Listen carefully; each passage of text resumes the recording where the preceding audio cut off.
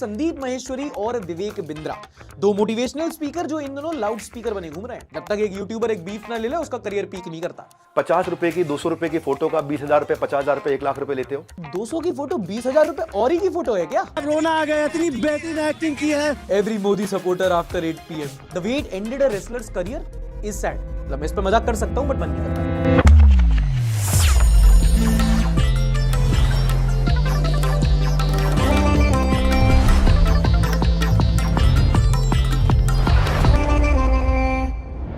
नमस्कार, आदाब and welcome. This is Hardik and you are watching the Sunday show, वो show जहां हम करते हैं न्यूज की बात एंटरटेनमेंट के साथ। इस शो में आपको देश दुनिया की अपडेट्स मिलेंगी, कहां कैसे हो रहा है, क्या हो रहा है, ये आप यहां पर समझ सकते हो। क्यों हो रहा है ये आज तक मुझे भी समझ में नहीं आया। इस हफ्ते की हाईलाइट रहे संदीप माहेश्वरी और विवेक बिंद्रा, दो मोटिवेशनल स्पीकर जो इन दोनों लाउड स्पीकर बने घूम रहे हैं। Okay, quick recap. हुआ क्या कि संदीप माहेश्वरी ने कुछ टाइम पहले अपने YouTube चैनल पे एक वीडियो डाला था जिसमें एक बड़े यूट्यूबर के किसी कोर्ट स्कैम की बात हो रही थी। उसके बाद विवेक बिंद्रा की साइड से कोई प्रतिक्रिया आई, इन्होंने कुछ बोला, यहां से कम्युनिटी पोस्ट, वहां से कम्युनिटी पोस्ट, और फिर देखते ही देखते शांति दूत खुद कलेश करने लगे। मेरे को जानता नहीं है ये।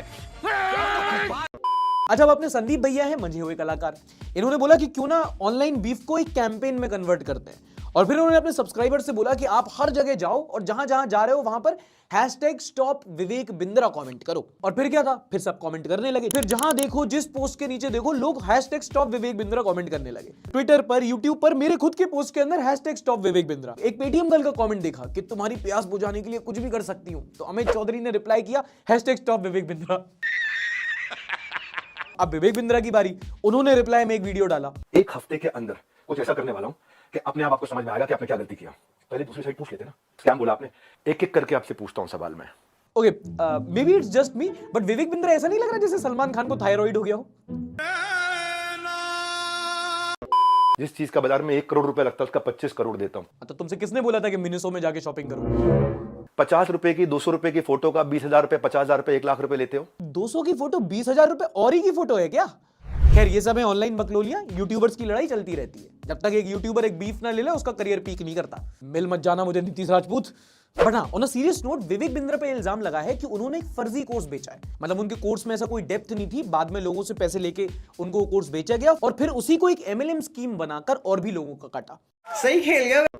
एंड वो MLM वाला पॉइंट थोड़ा साइड में रखो, बट कोर्स बेचना कोई गलत बात नहीं है। आजकल हर दूसरा यूट्यूबर, कंटेंट क्रिएटर एक कोर्स बेच रहा है। हो सकता है इस वीडियो के शुरुआत में भी कोई कोर्स ही बेच रहा हो ऐड के तौर पे। हर कोई अपना कोर्स बेच रहा है, बट आपको सोचना है क्या आपको उसकी जरूरत है ना। कुछ यूट्यूबर आपसे बोलेंगे कि भाई हफ्ते भर की सारी न्यूज बिना शूशा के एक न्यूज लेटर में सीधा आपको बता देंगे। आप बोलोगे हर जगह मिल रही है, लेकिन फिर बोलेंगे सीधा आपके व्हाट्सएप पर। अब अगर वो उसके 15,000 रुपए मांगे तो वो लूट रहा है, वो स्कैम है। अगर 1500 बोलेगा तो आप सोच सकते हो, बट टू बी ऑनेस्ट फिर भी महंगा है। बट हाँ, अगर 150 रुपए पर महीना तो फिर भाई सेल है, स्कैम नहीं। आप तो QR कोड स्कैन करके अभी ज्वाइन कर लो। धंधा करो तो बड़ा करो, पर सत्तम बाय वरना मत करो। Okay, entertainment update. Box office पे 2 बड़ी मूवीज रिलीज हुई, एक SRK की डंकी और दूसरी प्रभास की सलार। अगर इनिशियल रिव्यूज की बात करें तो दोनों बढ़िया मूवी बताई जा रही हैं। हालांकि डंकी का प्रमोशन बड़ी स्टाइल से हो रहा है। अचानक से एक दिन में आप देखोगे कि 50 लोग सीधे रियलिटी ऑफ डंकी बता रहे हैं आपको यूट्यूब पर। मार्केटिंग देख रहे हो तो जोर जोर से बोल के लोगों को स्कीमें बता दे। बट सुनो, रिव्यू सुनते हैं लोगों के। फ्लॉप ओके, फ्लॉप हट नहीं है, one word review. Shahrukh Khan all the way, Shahrukh Khan is the best. SRK is the best, Shahrukh Khan all the way. Yes no problem. आने के ऊपर साला मेरे को इतना गुस्सा आ रहा था, कब थिएटर में दरवाजा खुले भाग जाओ थिएटर से। रोना आ गया, लाजवाब रोना आ गया, इतनी बेहतरीन एक्टिंग की है। Every Modi supporter after 8 PM। इस सज्जन को क्या तकलीफ है भाई? टंकी पता है कौन है जो देखने आ रहे हैं? ओह, राजकुमार नानी की जय। अच्छा, ये तो है रिव्यूज, बट जो SRK की मूवी है डंकी, अगर उसके बारे में बात करें तो उसका जो प्लॉट है वो काफी इंटरेस्टिंग है। वो कैसे बताता है कि कैसे पंजाब हरियाणा के जो यूथ है वो इलीगल तरीके से US और कनाडा जैसे देशों में माइग्रेट करते हैं। डंकी एक प्रोसीजर होता है और उसका एक टर्म बना दिया गया है डंकी माइग्रेशन। इनफैक्ट ये बाहर जाना, PR, IELTS यहाँ पे इतना बड़ा मसला है कि अगर आप कभी भी पंजाब का कोई भी अखबार उठाओगे तो संडे का मैट्रिमोनियल देखना वहां पे कहीं पर, तो आपको सिर्फ एक चीज दिखेगी, लड़की का IELTS क्लियर हो गया है, लड़के की PR लग गई है, यही है। या तो IELTS या PR, फॉरेन जाना है, ये वो। जैसे बाकी स्टेट्स में होता है ना कि कास्ट ये है, कलर ये है, लड़के की हाइट ये है, लड़की का रंग ये, नहीं, वहां IELTS लग गया है, PR हो गई है, विदेश जाना है। ये सारा एक बहुत बड़ा मुद्दा बन चुका है कि कई सारे स्टेट्स का पूरा यूथ अब एक ट्रेंड बन चुका है कि उनको बाहर जाना है, बट बाहर जाना उनका एक गोल हो चुका है। इसी पर हम लोग एक लॉन्ग फॉर्म वीडियो बना रहे हैं, बहुत जल्दी आपके सामने आ जाएगी। अगली बड़ी खबर तब हुई जब बृजभूषण शरण सिंह के करीबी Sanjay Singh world wrestling federation के अगले प्रेसिडेंट नियुक्त किए गए। उसके बाद बड़े स्टाइल से उन्होंने वी विक्ट्री साइन दिखाया और फिर बोला कि दबदबा है, दबदबा बना रहेगा। दबदबा था, दबदबा रहेगा।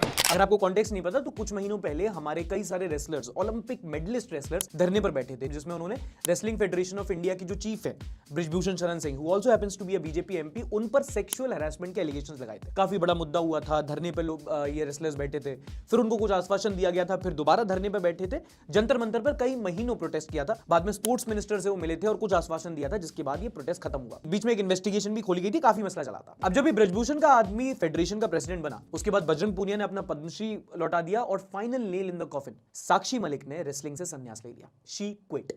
वो अगर इस फेडरेशन में रहेगा तो मैं अपनी कुश्ती को त्यागती हूँ और मैं आज के बाद कभी भी आपको वहां नहीं दिखूंगा। Now when the entire saga is over, ये बहुत ही ज्यादा ना दुखद है, क्योंकि आप देखो कि हमारे जो रेसलर्स हैं जो ओलंपिक में जीत चुके, एक टाइम आया था दिल्ली में जब लोग जंतर मंतर जाते थे कि भाई हमको रेसलर्स देखना है, ओलंपिक मेडलिस्ट कहां देख रहे हैं, प्रोटेस्ट साइट पर। तो वो अपने आप में इतना बुरा था कि इतने सारे हमारे रेसलर्स बैठे, उनकी सुनवाई नहीं हुई। एंड हाँ, ऑब्वियसली इन्वेस्टिगेशन का जो अपना है वो है, बट जो बेयर मिनिमम जो नहीं दिखाया गया, मतलब जिस हिसाब से पूरा सेंसिटिव मसले को हैंडल किया गया कि जब तक इन्वेस्टिगेशन खत्म नहीं होता या तो एक रेजिग्नेशन ऑफर कर दिया जाता, या पार्टी बोलती है कि जब तक इन्वेस्टिगेशन नहीं होता स्थायी तौर पर स्थगित किया जाता है, ऐसी चीजें अगर होती तो थोड़ा अच्छा लगता। लेकिन अब जब होता है कि भाई ऐसे एलिगेशन लगने के बाद वो विक्ट्री साइन दिखा रहे हैं और दूसरी साइड से एक फीमेल रेसलर है वो क्विट कर देती है, तो एक खराब प्रेसिडेंट सेट होता है। अगर आप इंटरनेट रिएक्शन भी देखोगे तो कई सारी लड़कियों ने स्टोरीज लगाकर इस बात पर नाराजगी जताई। निधि स्वदेश है, एक जर्नलिस्ट है, उन्होंने इस पर एक पोस्ट लिखा जो काफी ज्यादा वायरल गया। उसकी एक लाइन है जो आपको मैं पढ़ के सुनाना चाहता हूं। His victory reiterates that in this country a woman can get raped,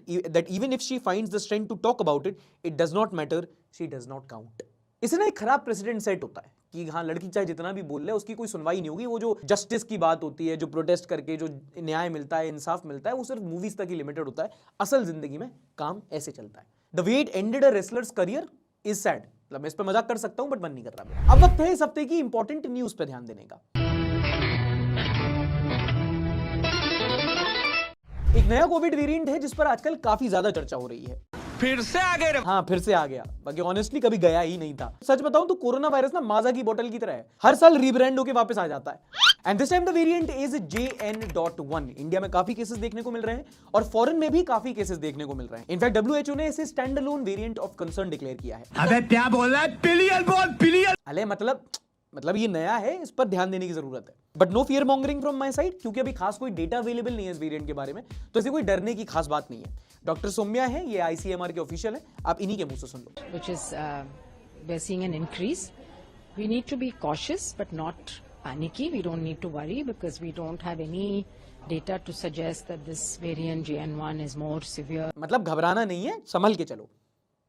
Sounds like driving। एक और बड़ी न्यूज है हमारी पार्लियामेंट से। एक बार फिर से अटैक हुआ है, पार्लियामेंट पे नहीं, डेमोक्रेसी पर। फन देख रहे हो कितना बढ़िया हमारा। खैर, पिछले हफ्ते के गैस कांड के बाद काफी ऑपोजिशन एमपीज ने प्रोटेस्ट किया था, जिसके बाद अचानक से एक दिन 50 ऑपोजिशन एमपीज को सस्पेंड कर दिया गया। ये तो लेटेस्ट न्यूज है, जो कि ऐतिहासिक था, अनप्रेसिडेंटेड था। मतलब पूरी हिस्ट्री में ऐसा कभी नहीं हुआ था कि 50 ऑपोजिशन एमपी को एक साथ ऐसे बाहर निकाल दिया हो। तो ऑपोजिशन एमपीज ने प्रोटेस्ट किया कि ऐसे कैसे कर दिया आपने, इतिहास में ऐसा पहले कभी नहीं हुआ है। और फिर उन्होंने अगले दिन 50 और फिर उसके बाद 50, देखते ही देखते लगभग 150 ऑपोजिशन एमपीज को सस्पेंड कर दिया। पॉइंट पे तो मैं सोच रहा था कि साला नेता है कि कढ़ाई में समोसे, 50-50 करके एक साथ निकाल दिए जा रहे हैं। अब जब इतने सारे ऑपोजिशन के नेताओं को सस्पेंड किया गया तो इतना ड्रामा हुआ कि पार्लियामेंट कम फिल्म सिटी ज्यादा लग रहा था। हुआ क्या कि हमारे जो वाइस प्रेसिडेंट हैं जगदीप धनखड़, उनकी कोई ऑपोजिशन का एमपी एक्टिंग कर रहा था पार्लियामेंट के बाहर। राहुल गांधी वीडियो बना रहे थे, सब बोल रहे थे यार कितनी एक्टिंग हो रही है, हंसी मजाक कर रहे हैं पार्लियामेंट के बाहर। मैं उनसे बोलना चाहता हूं कि 150 लोग एक साथ और करें भी क्या? मतलब हंसी मजाक छोड़ो, लाल किला घूमने का सोचा चलो, तो 150 लोग एक साथ बस में भी नहीं आएंगे, आपने तो निकाल दिए।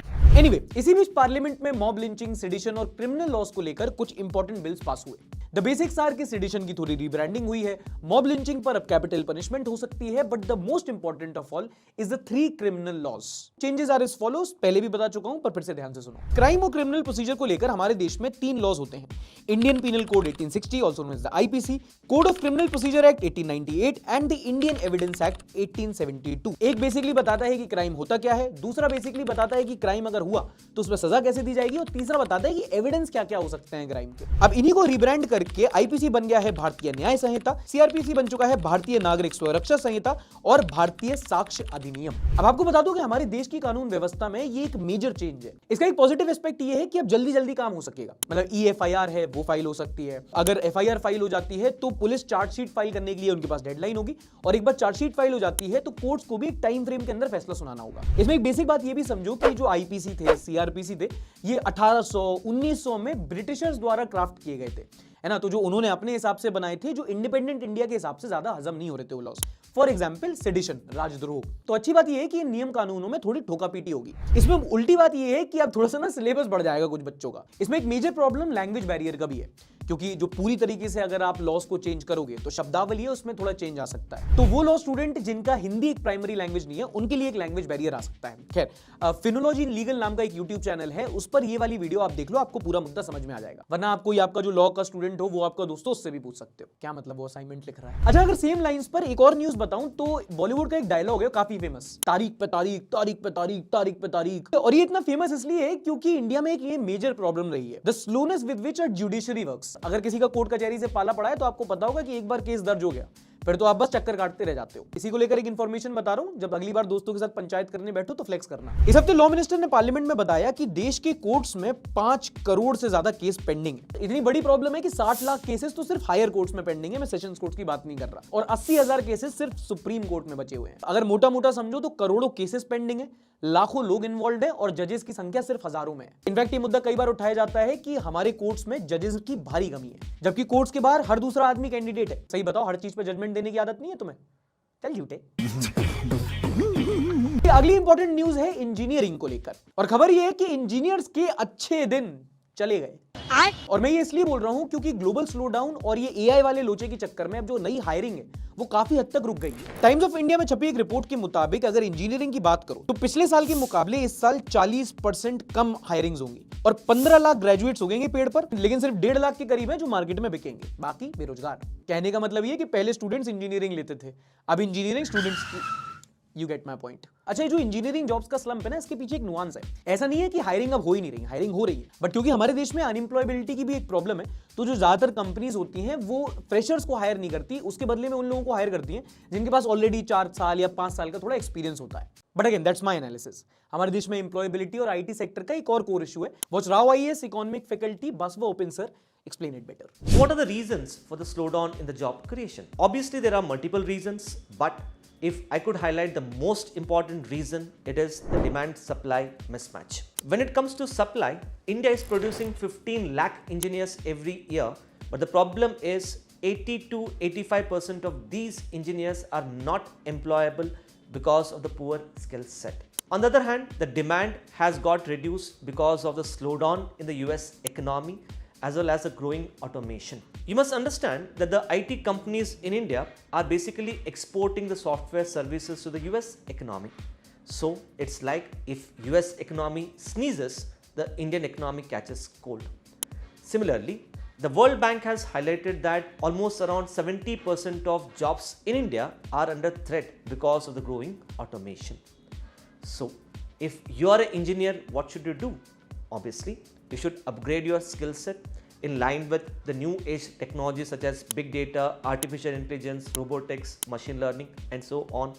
And as far as the government is concerned, government should upgrade the education curriculum which is taught in the engineering colleges so that it is able to meet up to the demand requirements of the IT sector. अगली news सुन लो aviation sector से related. हाँ, train में seat हड़पने वाली जनता, ये भी एक sector होता है हमारे देश में। अब हुआ क्या कि कोविड के बाद जब लॉकडाउन लगा तो एविएशन सेक्टर एकदम से ठप पड़ गया था, जीरो पे आ गया था। जूम कॉल्स पे अगर आप ट्रैवल कर पा रहे होते तो अलग बात थी। फिलहाल गुड न्यूज ये है कि इंडिया का air traffic pre Covid level से बढ़कर आगे आ चुका है। अब हर साल 15 करोड़ से ज्यादा लोग हवाई जहाज में सफर कर रहे हैं, पहले से 1 करोड़ ज्यादा। हालांकि एक ऐसी इंडस्ट्री है जो कहा जाता है कि अभी भी लॉस में है, बट जैसे जैसे इंफ्रा बढ़ रहा है, एयर ट्रैफिक बढ़ेगा तो धीरे धीरे करके फायदे में आ जाएगी, क्योंकि इंडिया का GDP बढ़ेगा, स्टैंडर्ड ऑफ लिविंग बढ़ेगा, तो ज्यादा लोग हवाई जहाज में ट्रैवल करेंगे, ज्यादा लोगों से सरचार्ज वसूल कर पाएंगे और फिर 300 रुपए की कॉफी पिलाएंगे। अभी कुछ टाइम पहले मैं अपनी पहली फ्लाइट ली थी, तो जाके पहले गया, बैठा बढ़िया आराम से, विंडो सीट तो मिली नहीं। उसने कहा सर वाटर, मैंने कहा यस ऑफ कोर्स। पानी पिलाया, फिर कह रहा कॉफी, मैंने कहा यस ऑफ कोर्स। कॉफी पिला के कहता सर 300 रुपीज। मैं कहा ये क्या बात हुई, पहले बताना था कि पैसे चार्ज करोगे इसके, वहां तो UPI भी नहीं चलता, कैश नहीं डाला था मैं, बेइज्जती हो गई मेरी। अगली खबर आपके उस दादाजी के लिए जिसने टाइम पर एमआरएफ का शेयर या फिर वो हाईवे वाला प्लाट नहीं खरीदा था, क्योंकि ये न्यूज है रियल एस्टेट और किराया रेंट को लेकर। नो ब्रोकर एक कंपनी है, उनकी रियल एस्टेट रिपोर्ट आई है जिसमें उन्होंने देश के कई सारी मेजर सिटीज की रेंटल हाइक की बात की है कि किस शहर में कितना किराया बढ़ा है। जहां बाकी सिटीज दिल्ली, मुंबई, चेन्नई, पुणे, कोलकाता, इनमें जो रेंट है वो 9 से लेके 15% तक बढ़ा है। वहीं बैंगलोर एक ऐसी सिटी है एक्सक्लूसिवली जिसका रेंट 25 से लेके 30% बढ़ा है पिछले साल। नाउ स्टीरियोटाइप ये है कि बैंगलोर में ट्रैफिक बहुत बढ़ गया है, बट रेंट तो उससे ज्यादा बढ़ा है। और अगर आपका कोई दोस्त बैंगलोर में रहता है तो उससे पूछना कभी, वो आपको बताएगा कि भाई वहां पे नौकरी छोकरी मिलना आसान है, घर मिलना मुश्किल। बड़ा विचित्र शहर है, दिन दिन भर कभी कभी ट्रैफिक लगते हैं, टिंडर पे मैच होता है, लड़की डेट पे नहीं जाती है, लड़के को हायर कर लेती है, किसी सीईओ को मार्केट रिसर्च करनी है तो वो ऑटो चलाने लगता है। और ऐसी अजीबोगरीब इंस्टेंसेस का ना एक स्लैंग है, पीक बेंगलुरु मोमेंट। और घर मिलना तो इतना मुश्किल है, एक लड़की का ट्वीट आया कि उसका मकान मालिक घर देने से पहले 10th क्लास की 12th क्लास की मार्कशीट मांग रहा था और फिर राउंड 2 इंटरव्यू के लिए बुला रहा था। वहां गूगल में नौकरी मिल जा रही है, इंदिरा नगर में फ्लैट नहीं मिल रहा। बैंगलोर वाले अगर सच बोल रहा हूं तो ठोको लाइक, बाकी सब भी ठोकी दो। लाइक क्या कह जा रहा है भाई? एक तो लाइक और शेयर ठोक दीजिए, महाकाल का लाइक और शेयर ठोक दीजिए।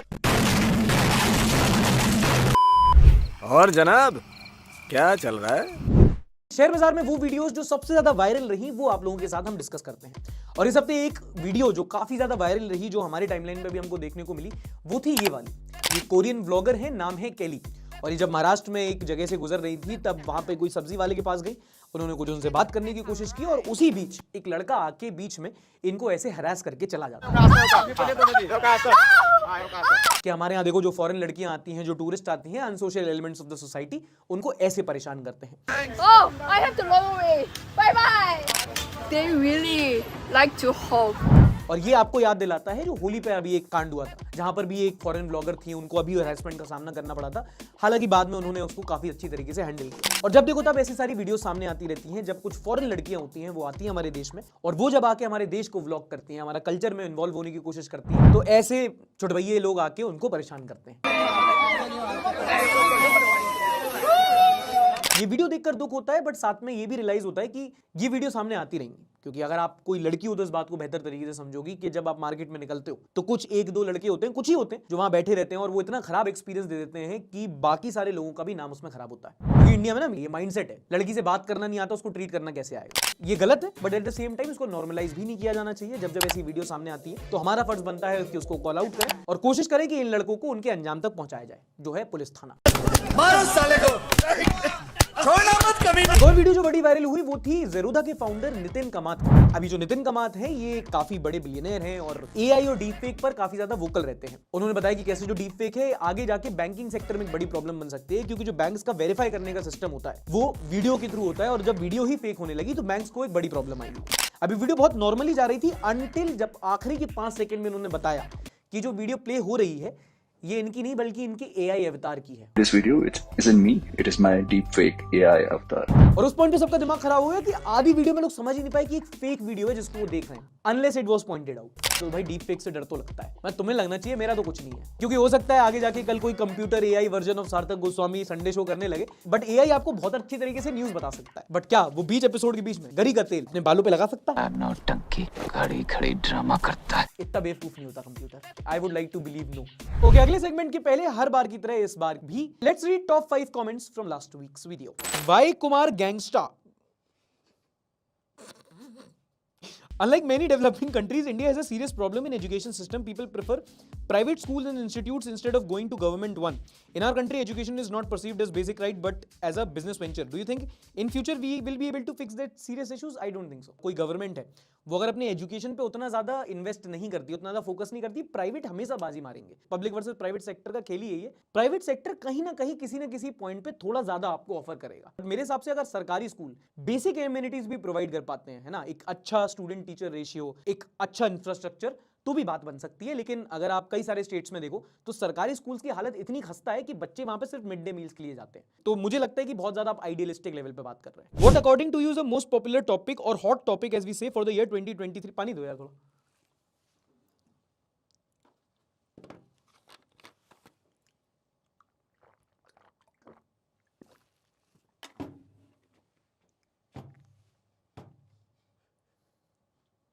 तुमसे ना हो पाएगा। Sir, what according to you is the most important topic or hot topic as we say for the year 2023 both nationally and internationally? Saurabh भाई इसमें मेरा पर्सनल बायस रहेगा 2023 में जो होगा मुझे नहीं पता, जो होना चाहिए मुझे लगता है that should be climate change and the change in the natural ecosystem जो हम देख रहे हैं, क्योंकि कभी असम का बाढ़ है, कभी हिमाचल की बाढ़ है, कभी बुंदेलखंड का सूखा है, ऐसी चीजें और आने लगी, ऐसी कैटास्ट्रोफी और आने लगी, तो धीरे धीरे करके this will get out of control and as Indians, as voters and our political climate is not focusing on this issue enough. Hey, a new voter this year turned 18 this year. Can you give me some suggestion on whom to vote and form my own opinion about parties? भाई I would suggest कि आप अगर vote करने जा रहे हो तो बहुत क्लासिक मुद्दा होता है, सब लोग बोलते हैं, मुझे लगता है कि अच्छा है, it's a very justified sort of parameter. पहले तो आप माई नेता वेबसाइट पे जाके अपने नेता का पोर्टफोलियो देख लो कि कौन क्या कर रहा है, कैसे, कितने क्रिमिनल केसेस हैं, कितनी संपत्ति है, किस चीज पे फोकस है, डिग्री विग्री क्या है उसके पास, एजुकेशन क्वालिफिकेशन, तो समझ जाओगे कि भाई क्या है.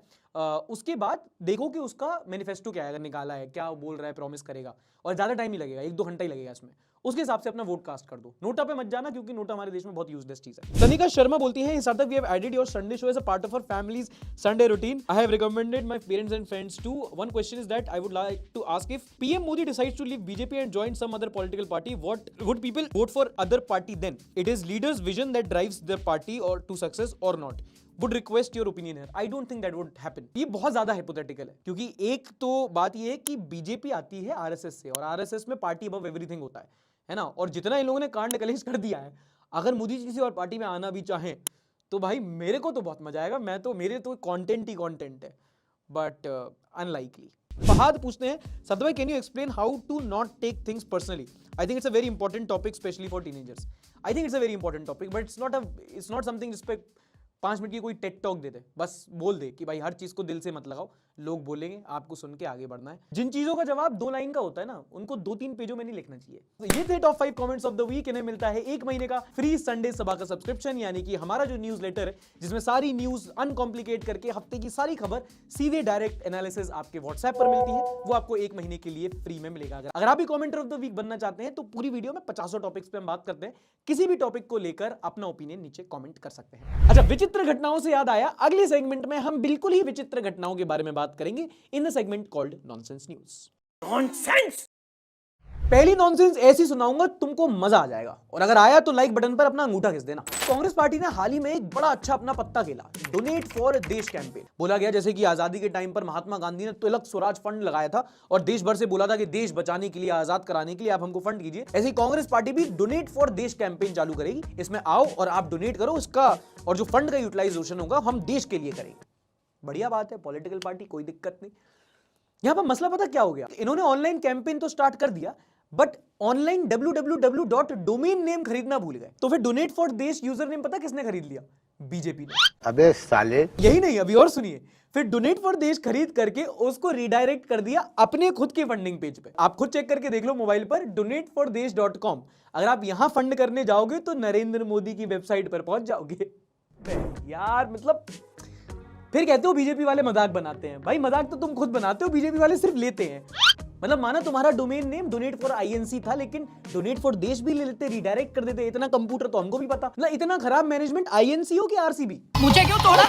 चलो पॉलिटिक्स से अब आते हैं एजुकेशन की तरफ. And now you know this segment. Education में कोई बहुत बड़ी बात तो होगी नहीं. एक मजेदार कांड सुनाता हूं आपको. कक्षा 12वीं के राजनीतिक विज्ञान के छात्र से सवाल पूछा गया कि जनाब भारत व पाकिस्तान के बीच कौन सी सीमा है और उसकी लंबाई बताओ. उत्तर दिया गया कि दोनों देशों के बीच सीमा हैदर है और उसकी लंबाई 5 फुट 6 इंच है. दोनों देशों के बीच इसको लेकर लड़ाई है.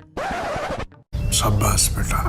बहुत बढ़िया, बहुत बढ़िया. मुझे बच्चे पे कुछ नहीं कहना, टीचर पे गुस्सा आ रही है. इस आंसर के उसको 0 नंबर दिए. तो इतना सही वर्ड प्ले है, इस पे स्टैंडिंग ओवेशन बनती है. 0 नंबर. क्रिएटिविटी का कोई स्कोप ही नहीं हमारे स्कूल्स में. अरे सभी डॉक्टर और इंजीनियर बन जाएंगे तो कॉमेडियन कौन बनेगा? न्यूज वाले. थोड़ी मर्यादा रखिए.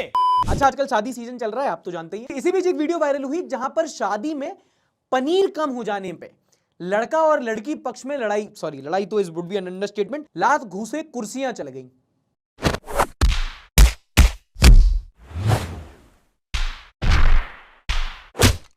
देखो मैं बोलता कि इतनी छोटी बात है, कैसे लोग हैं, पनीर नहीं यार, पनीर बाबू इंपॉर्टेंट है. देखो विद चेंजिंग टाइम्स शादी में दहेज होना हो, मटर पनीर और फ्रूट रायता तो होना ही चाहिए. ये बड़ी अच्छी बात कही आप. जैसा कि मैंने बताया शादी सीजन चल रहा है, तुम लोग को ना शादी में खाना खाने की कुछ टिप्स बता देता हूँ, ऐसी प्रॉब्लम्स तुम्हारे साथ नहीं हो. शादी में पहुंचे, सीधे थाली पे मत टूटो. पहले एक कॉफी उठाओ और पूरे ग्राउंड का एक बार जायजा लो. कि कितनी भीड़ है, कहाँ क्या सामान है, एक बार समझ लो। टिप नंबर 2, चाट कॉर्नर पे तो जाना नहीं, एक तो उतनी अच्छी नहीं मिलेगी और दूसरी भीड़ SBI से ज्यादा। टिप नंबर 3, अकेले मत खाओ, 2 लोग खाओ और 2 थाली में खाओ, ज्यादा वैरायटी चेक हो जाती है। और सबसे इंपॉर्टेंट बात, तंदूर के बगल में कहीं रोटी तोड़ो, क्योंकि वहां से तुम्हारा टू एंड फ्रो ज्यादा होगा और सबसे ज्यादा वेटिंग लाइन भी वहीं होती है। मंजे हुए कलाकार ये बात समझते हैं। भाई आपका नॉलेज तो कमाल का है भाई। अच्छा, इनसे मिलिए, ये है कश्मीर के जॉनी सिंस, जनाब कुपवारा के हैं, नाम है सैयद ईशान बुखारी, और ये पेशे से एक डॉक्टर हैं, एक इंजीनियर है, PMO के अफसर हैं, और तो और NIA के एजेंट भी हैं। हाँ, ये जनाब अलग अलग उपाधियां बताकर अलग अलग राज्य की अलग अलग कन्याओं से विवाह करते घूम रहे थे। पुलिस ने धर दबोचा। फेक डिग्री दिखाकर डॉक्टर, इंजीनियर, PMO अफसर, NIA एजेंट। बताओ, फेक डिग्री दिखाकर कोई अफसर बनता है क्या? मिनिस्टर बनते हैं सीधा। जोर जोर से बोल के लोगों को स्कीमें बता दे।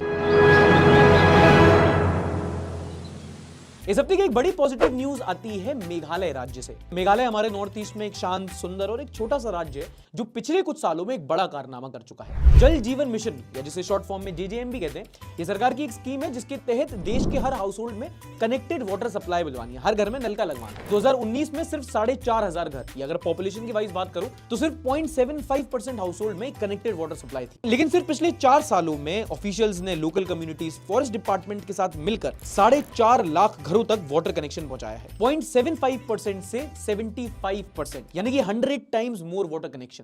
इनफैक्ट 2019 में देश का अगर आप एवरेज लोगे तो मेघालय में सबसे कम वाटर कनेक्शंस थे, और आज उनके पास नेशनल एवरेज से भी ज्यादा वाटर कनेक्शन है। तो हिंदी में कहूं तो बेहतरीन, और अंग्रेजी में इसका एक टर्म है रिमार्केबल।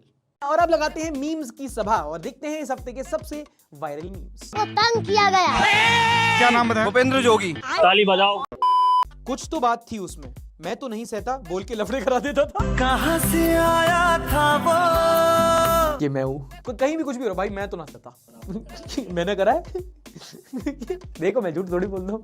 तुम्हें कुछ नहीं करना, तुम्हें 2 लोगों के बीच में लड़ाई करवानी है, तुम्हें सबसे बस यही करना है। सबसे इजी तरीका होता है, कहीं ना बहुत छोटे लेवल पे भी ईगो हर्ट हो जाता है, फिर वो 2-3 बार बोलना पड़ेगा लड़ाई करवाने के लिए, बट हो जाएगी। ये तो क्लियर ही है। जब आपके दोस्त के अगले दिन एग्जाम हो और उसे कुछ नहीं आता हो। Black soil and red soil. What is the difference between black soil and red soil? देश की मिट्टी को रंग और रूप में बदलना बंद कर अमेरिका के दलाल। ये वही है, इंडिया और पाकिस्तान के बीच सीमा इधर है जिसकी लंबाई 5 फुट 6 इंच है। वही आदमी है ये। नहीं, ये मजाक हो रहा है। 1 सेकंड यार, मजाक हो रहा है।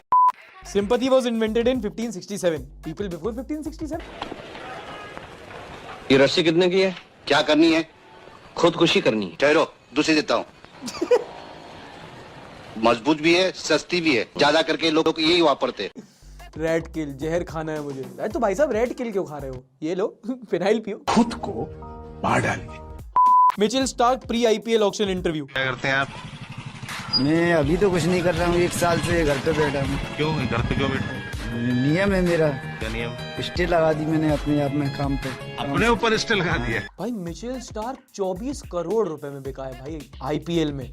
24 करोड़। पैट कमिंस 20 से कुछ करोड़। ऐसा ही पैसा होगा। IPL का जो विनिंग प्राइस है उससे ज्यादा में प्लेयर खरीदे जा रहे हैं। IPL का तो विनिंग प्राइस है, PSL का तो बजट है पूरा। Brother supporting each other in their tough times.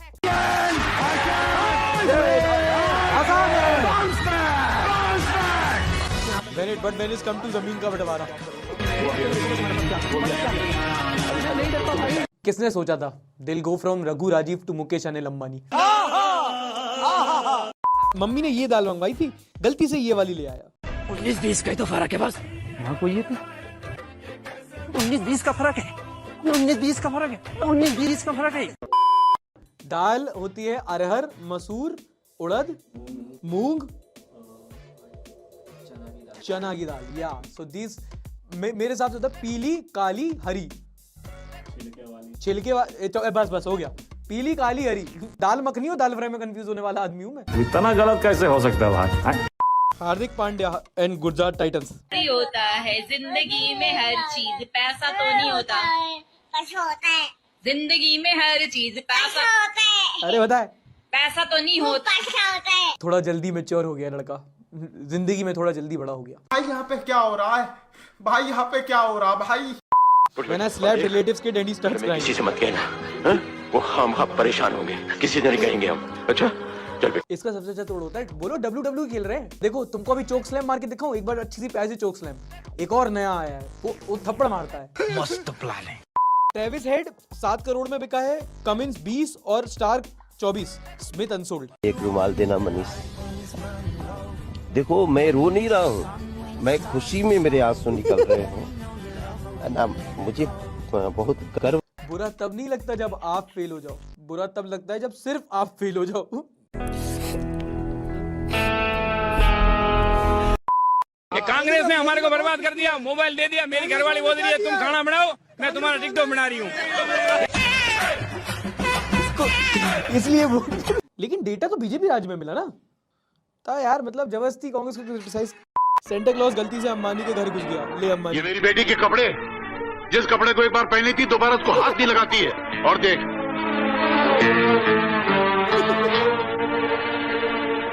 मेरी बेटी के जूते, जिस जूते को एक बार पहनी थी दोबारा उसमें पैर नहीं डालती है। सेंटा क्लॉज भी लाइक भैया मेरे मुंह से निकल गई, भैया मेरी जबान टूट गई यार। My boss calling me on off days.